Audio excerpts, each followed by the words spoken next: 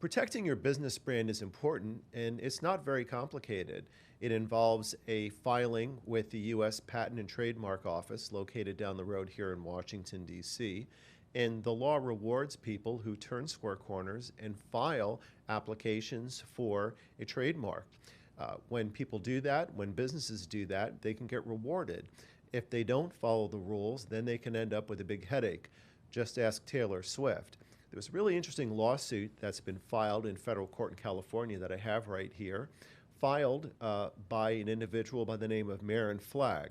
She had previously trademarked Confessions of a Showgirl, which is essentially a word mark. It was granted several years ago.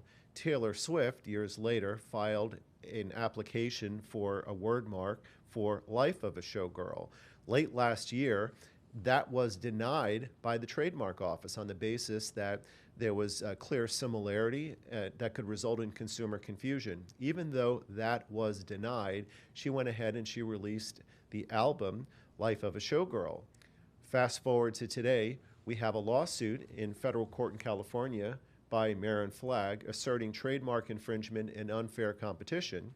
And there is an injunction hearing that's going to be coming up in court at the end of this month, which will be a very important inflection point in the case.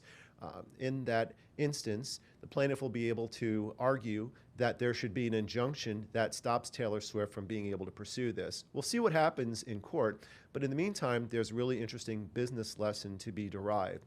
Following the rules and turning square corners is not complicated, and frankly, it's really not even that expensive. And doing so is something that every business should consider and pursue when appropriate. But by not following the rules and then nevertheless just jumping ahead, it could really lead to a huge can of worms.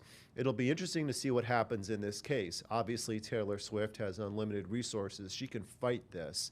But she has a serious uphill battle because she did not file for registration. These often are resolved in what's known as first in time, first in right situations. So we will keep you posted on this really interesting case, and Taylor Swift is about to find out whether or not she's going to be able to continue singing this tune.